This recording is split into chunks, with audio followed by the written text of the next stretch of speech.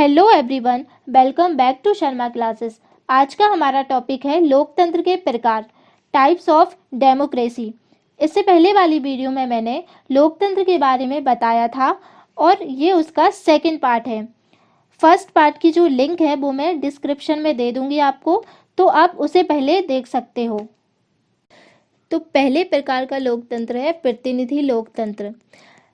प्रत्यक्ष लोकतंत्र आज के टाइम में बिल्कुल भी संभव नहीं है, खास करके भारत जैसे देश में जहाँ पर इतनी ज़्यादा विविधता है, इतनी ज़्यादा जातियाँ हैं और बहुत ज़्यादा जनसंख्या है। तो यहाँ तो प्रत्यक्ष लोकतंत्र संभव ही नहीं है।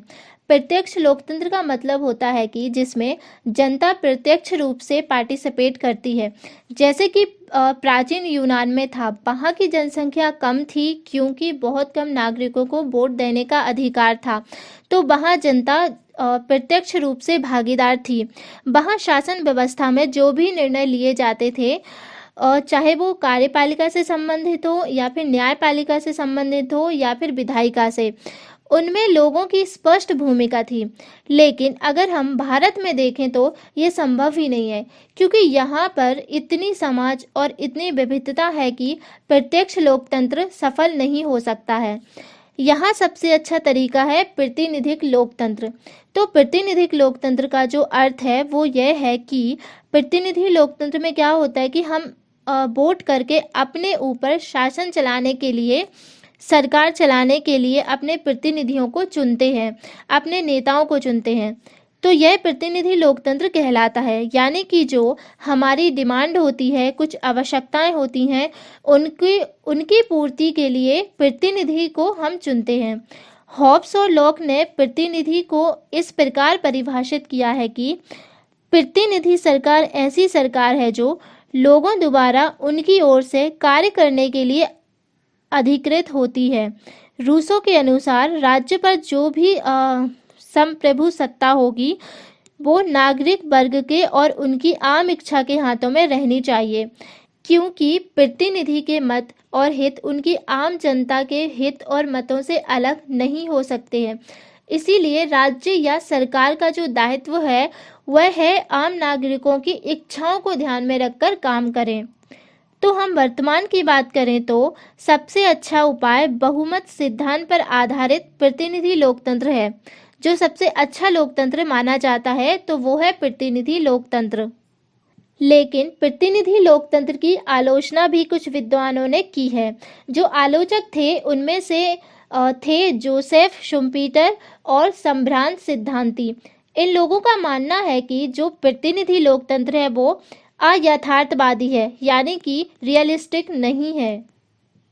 लोकतंत्र में हम देखते हैं कि जो सामान्य रूप से संप्रभुता होती है वह आम नागरिकों के हाथों में होती है, क्योंकि आम लोग अपने मत का प्रयोग करके प्रतिनिधियों को चुनते हैं। तो शासन हालांकि प्रतिनिधि कर रहे हैं, लेकिन चुनने का अधिकार जो है वो हमें है, आम नागरिकों को है। तो लोकतंत्र में कहा जाता है कि जो सर्वशक्तिमान है वह आम जनता है। लेकिन यहाँ शुम्पीटर और संभ्रांत सिद्धांतवादी जो थे उन्होंने प्रतिनिधि लोकतंत्र की आलोचना की है। वो कहते हैं कि इसमें कोई यथार्थ नहीं है, इसका मुख्य उद्देश्य नेताओं को चुनना है और कहने के लिए जो शक्ति है वो आम नागरिकों की होती है, लेकिन नेता इसमें प्रमुख होते हैं। इस लोकतंत्र का जो मुख्य उद्देश्य है वो सिर्फ इतना है कि नेताओं को चुनना, सिर्फ नेताओं को चुनना इसका मुख्य उद्देश्य है। जैसा कि हम देखते हैं कि हमारे पास विशाल समूह में कुछ नेता होते हैं और उनमें से हमें सिर्फ एक को चुनना होता है, जो व्यक्तियों के वोटों के लिए संघर्ष करते हैं। तो जो वास्तविक शक्ति होती है वो लोगों के हाथ में ना रहकर नेताओं के हाथ में होती है। तो इस आधार पर इन्होंने प्रतिनिधि लोकतंत्र की आलोचना की है। अब दूसरे प्रकार का लोकतंत्र है सहभागितापूर्ण लोकतंत्र। सहभागितापूर्ण लोकतंत्र, जैसा कि इसके नाम से ही पता चलता है कि यह सहयोग पर आधारित है। सहभागितापूर्ण लोकतंत्र का जो व्यापक सिद्धांत है वो रूसो और जे.एस. मिल के लेखों में पाया जाता है। रूसो का सिद्धांत नागरिकों के बीच परस्पर निर्भरता पर आधारित है और राजनीतिक निर्णय में व्यक्ति की भागीदारी पर निर्भर करता है।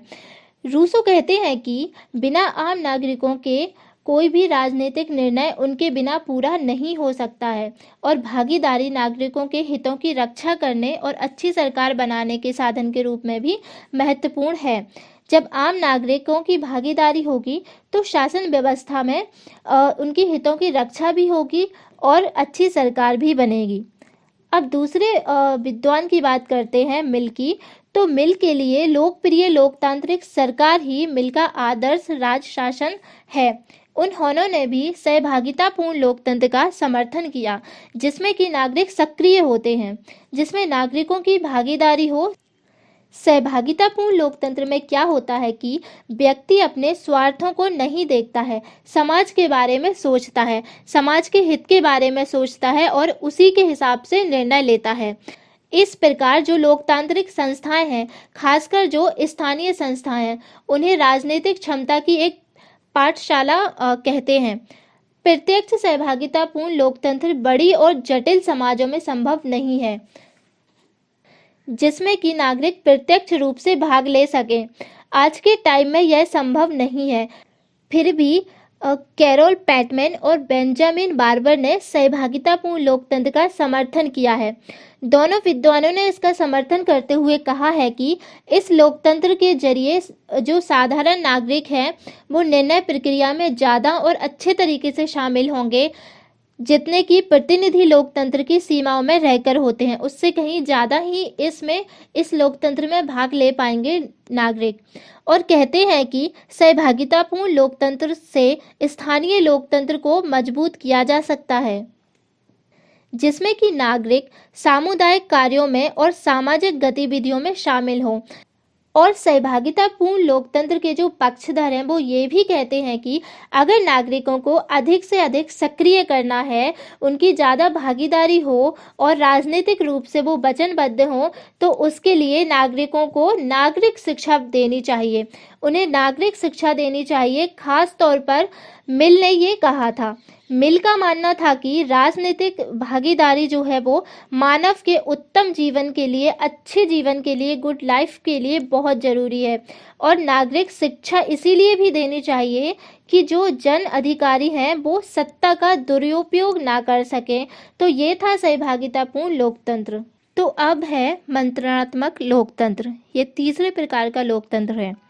तो मंत्रात्मक लोकतंत्र जो है वह लोगों को स्वतंत्र व्यक्ति के रूप में देखता है, लेकिन यह समाज और सामाजिक संबंध होते हैं ना जो, उन्हें नज़रअंदाज करता है।